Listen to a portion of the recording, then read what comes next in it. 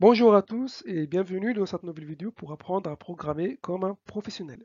Dans cette deuxième vidéo, nous allons voir essentiellement un petit peu l'historique de la programmation et nous allons finir par un petit exemple en langage C pour vous présenter un petit peu comment on va coder un petit programme.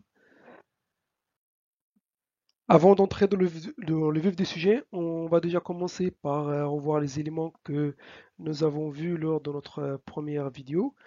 Donc, on a dit que, avant tout, un programme est là pour résoudre un problème.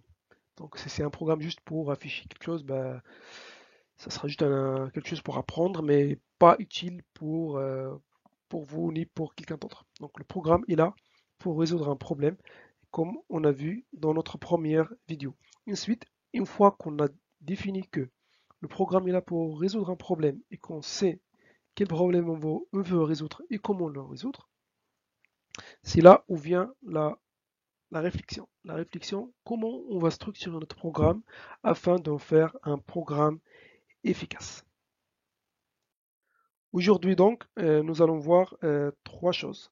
Un petit historique sur la programmation en général, depuis quand elle a commencé, les réflexions, les premières réflexions de programmation, qu'est-ce qu'on appelle programmation donc d'une manière générale.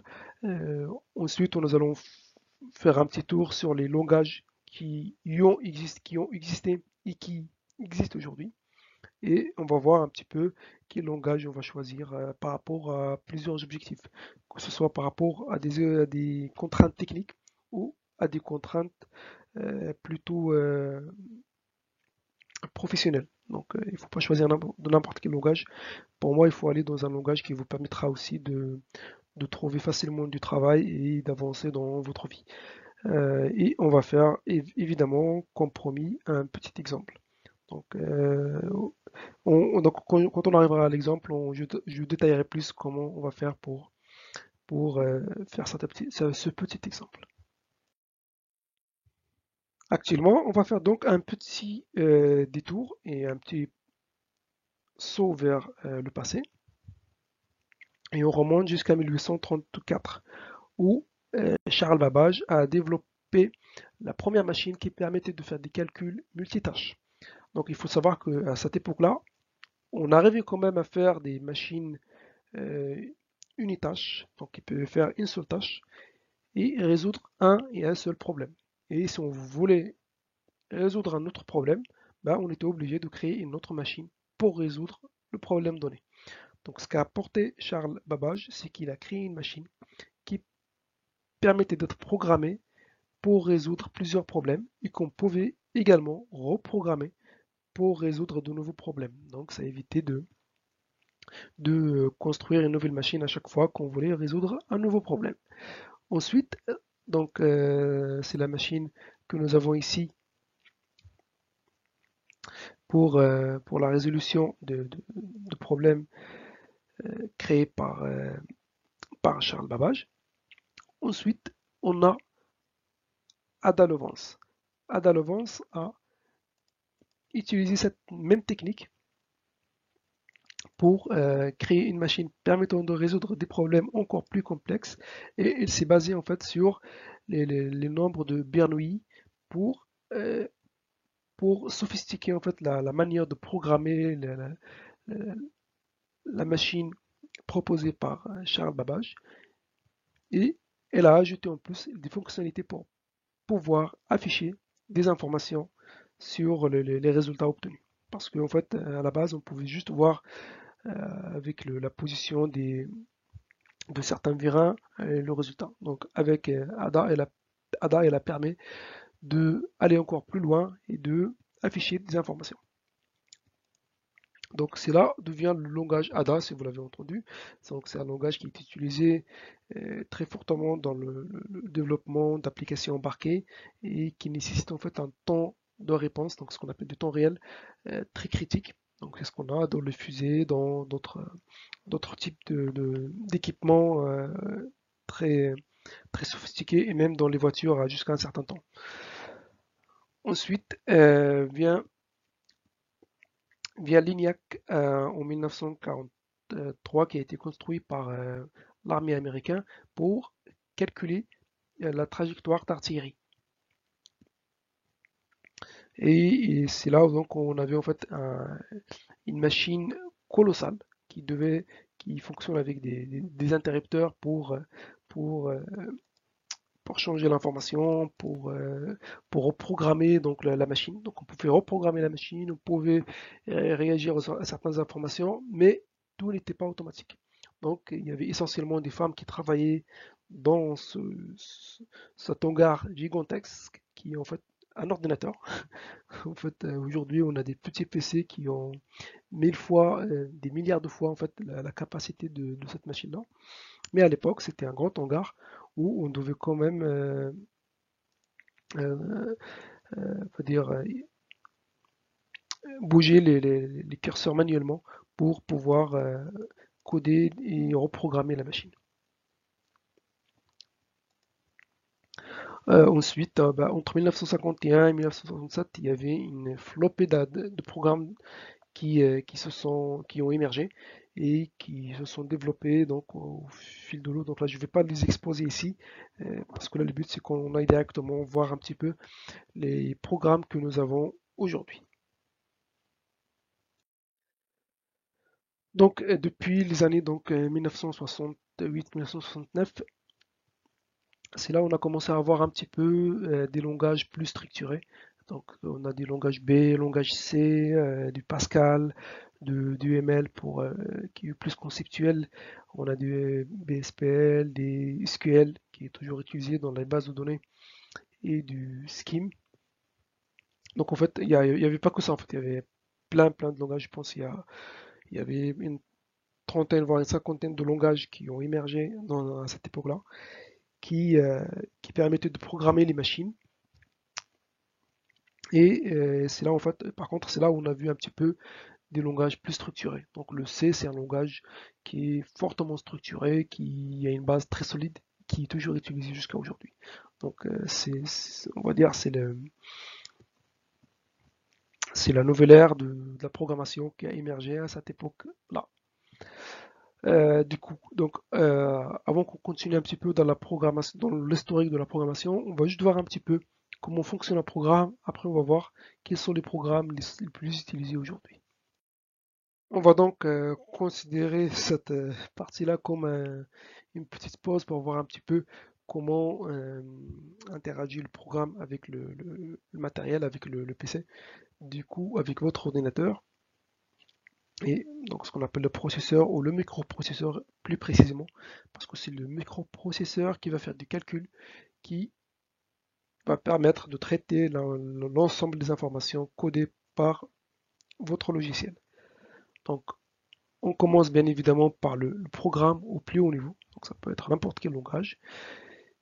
Ensuite, ce que l'on va faire, c'est qu'on va transformer ce langage de haut niveau au langage assembleur. Donc c'est pas nous qui le faisons, ça se fait automatiquement par des compilateurs.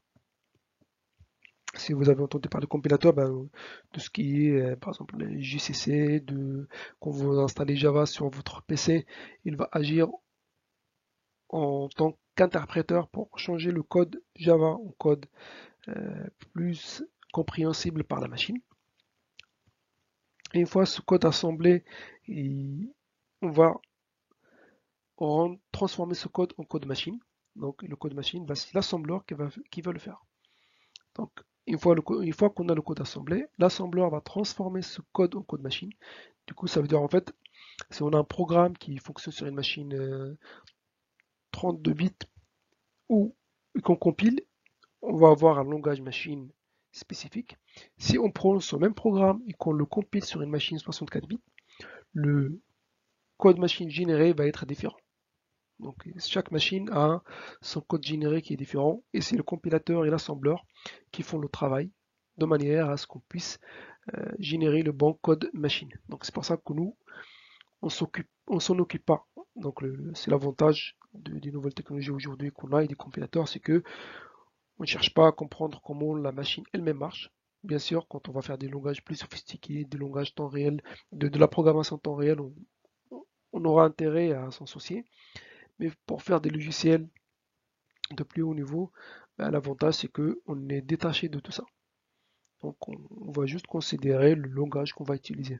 Et c'est là où il y avait la difficulté. Donc quand on a vu la partie historique, c'est que les ingénieurs de l'époque, eux, ils programmaient carrément le langage machine. Donc ils étaient obligés d'aller dire à la machine qu'est-ce qu'elle doit faire, comment elle doit faire son travail.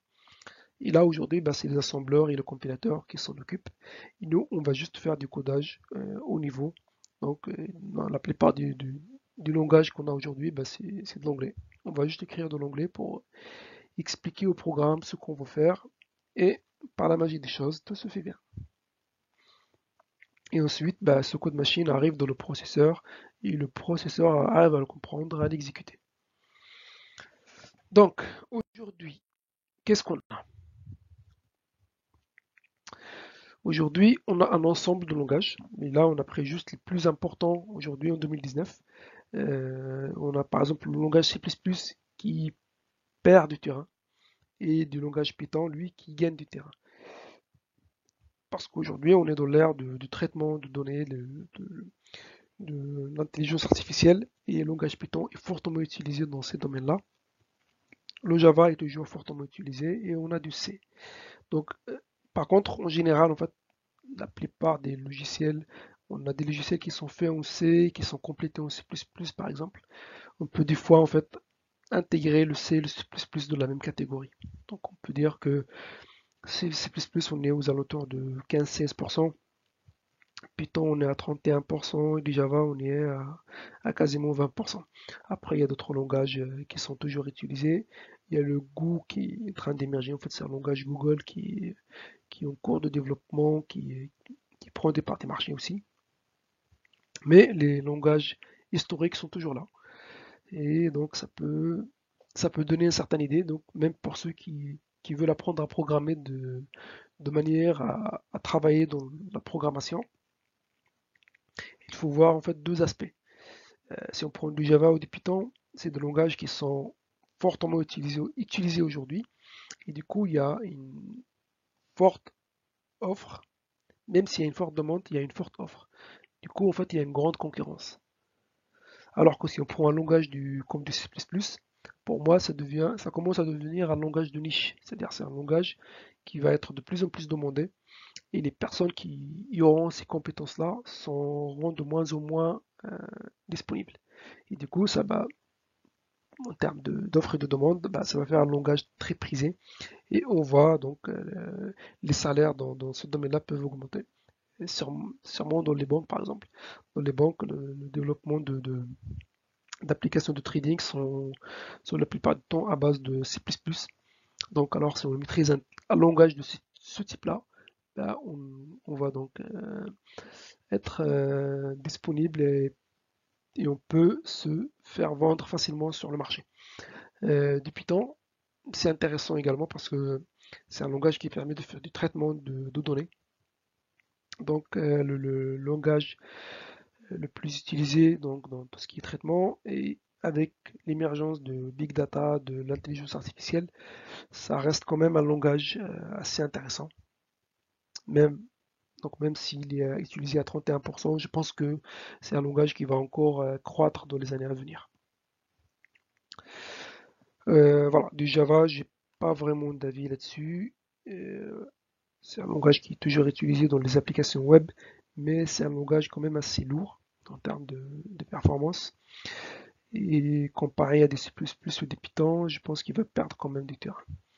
Donc après, voilà, c'est en fonction des demandes et en fonction des besoins, on peut basculer d'un langage à l'autre.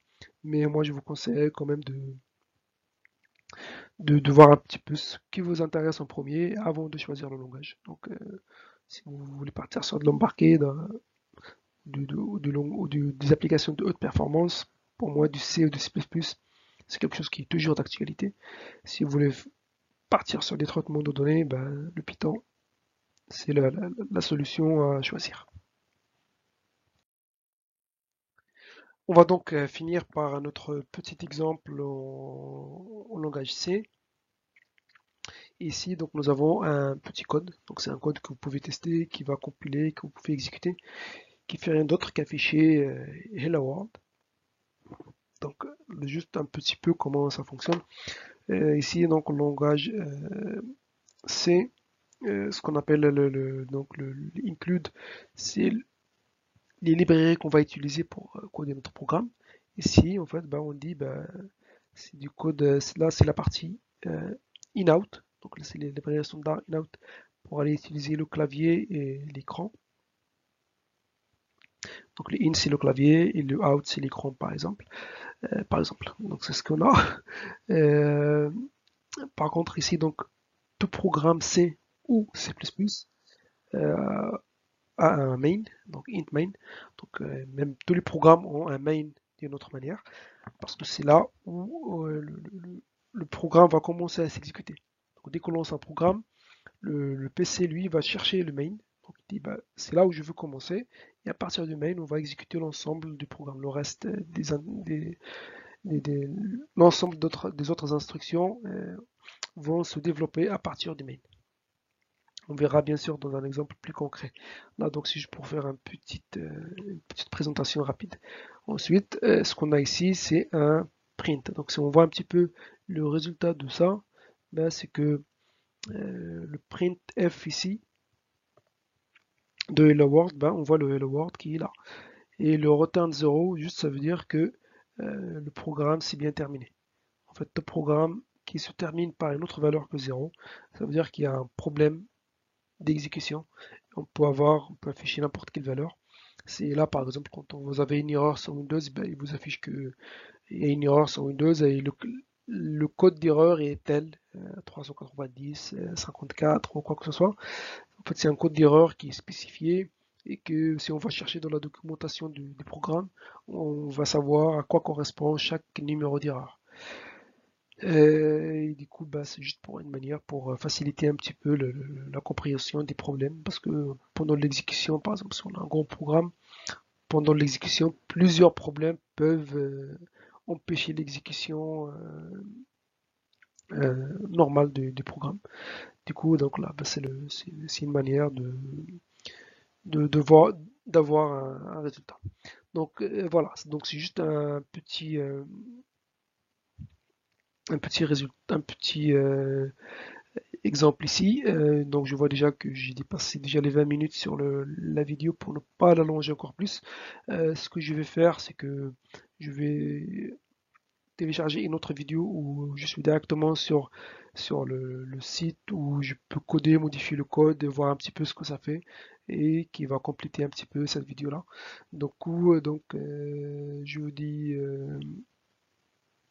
Je vous dis donc à tout à l'heure dans l'autre vidéo et n'hésitez pas de répondre à la fin de cette vidéo-là sur les différents langages qui vous intéressent la fois d'avant. Donc voilà, c'est tout pour cette vidéo et je vous dis à bientôt. Merci.